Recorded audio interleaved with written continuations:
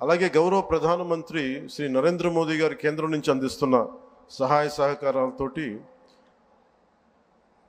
ముఖ్యమంత్రి గారి పాలనా దక్షతతోటి మంత్రివర్గ సహచరుల మద్దతుతోటి స్వర్ణాంధ్రప్రదేశ్ విజన్ 2047 వికసిత్ భారత్ లక్ష్యాల సాధన దిశగా ముందుకు వెళ్తూ ఉంది. ఈ మధ్యనే మనం 11వ అంతర్జాతీయ యోగా దినోత్సవం సందర్భంగా గౌరవ ముఖ్యమంత్రి శ్రీ నారా చంద్రబాబు నాయుడు గారి నేతృత్వంలో ఎన్డీఏ కూటమి ప్రభుత్వం విశాఖపట్నంలోని బీచ్ రోడ్లో 3 లక్షల పైచిలుకుతో మందితో నిర్వహించిన యోగాంధ్ర కార్యక్రమం ప్రపంచ రికార్డు సృష్టించింది. అలాగే రాష్ట్ర ప్రభుత్వ పథకాల్లో నేను చాలా సందర్భాలు అడిగేవాడిని ముఖ్యమంత్రి గారిని.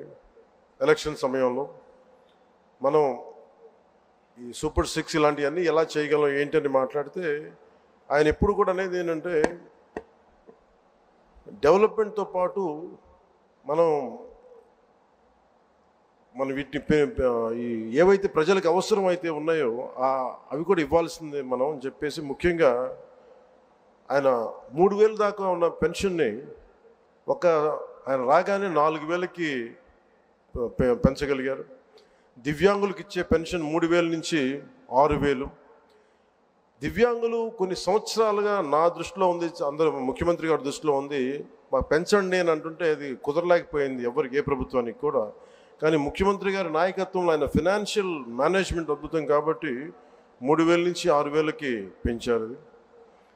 అలాగే ఈ సామాజిక పెన్షన్స్ చాలా అవసరం ఇవన్నీ చెప్పి వీటి కోసం 1,939 కోట్లు గత ప్రభుత్వం వెచ్చిస్తే కూటమి ప్రభుత్వం 2,717 కోట్లు ఖర్చు చేస్తూ 63 లక్షల మందికి ఇది చేయూతనిస్తాం.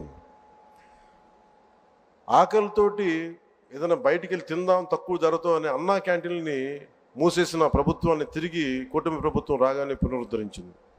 204 అన్నా క్యాంటీన్లు తిరిగి ప్రారంభించి సగటున రోజుకి 3 లక్షల మంది ఆకలి తీరుస్తాం.